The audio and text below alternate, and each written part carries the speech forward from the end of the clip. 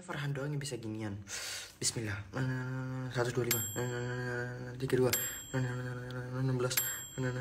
Sumpah itu ngarang semua. Percobaan kedua. Kata Farhan, mendingan ini aja. Tempat berkumpulnya manusia setelahnya pada mahsyar, berprasangka husnudzon. Subhanallah, ke tasbih. Apa ya, manusia pada peristiwa salat tawaf mengiringi 7. Nabi ketiga, Nabi Idris, Nuh, julukan Babul Ilm. Terus Muhajirin. Rukun Islam yang pertama adalah syahadat. Artinya gajah, ya Allah sakit mata, tulisannya kecil banget. Al-Qadah. 11. Ayo 11. Apa itu barusan? Lakum jadikum Al-Kafirun. Terus Yathrib, Madinah. Terus setelah bulan Ramadan Syawal.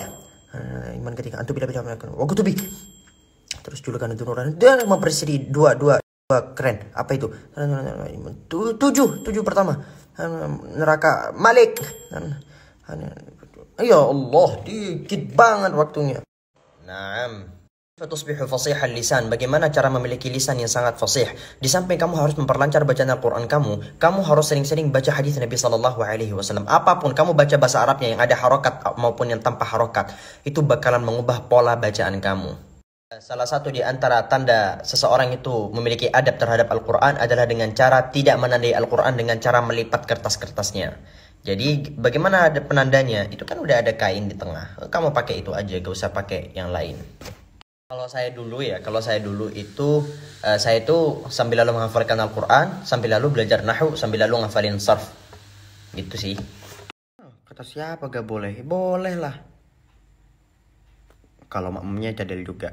Kita sebagai seorang manusia sangat-sangat dituntut untuk beretika, punya adab, termasuk dalam konteks meminta jawaban kepada orang lain.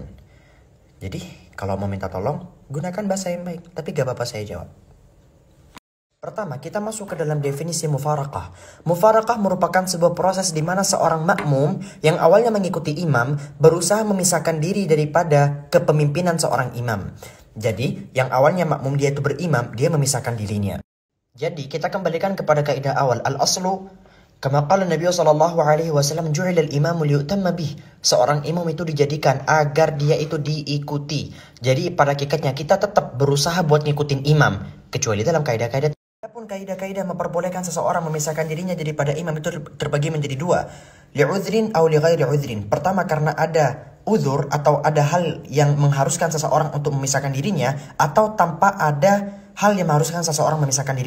Yang pertama, li ghairi udhrin, tanpa adanya uzur. Jadi dia itu pengen aja gitu misahin dirinya daripada imam, maka hukumnya adalah yajuzu bil karaha. Boleh memisahkan dirinya daripada imam, tapi makruh alias pahala berjemaahnya hilang, pahala sholatnya berkurang, dan berbagai macam hal.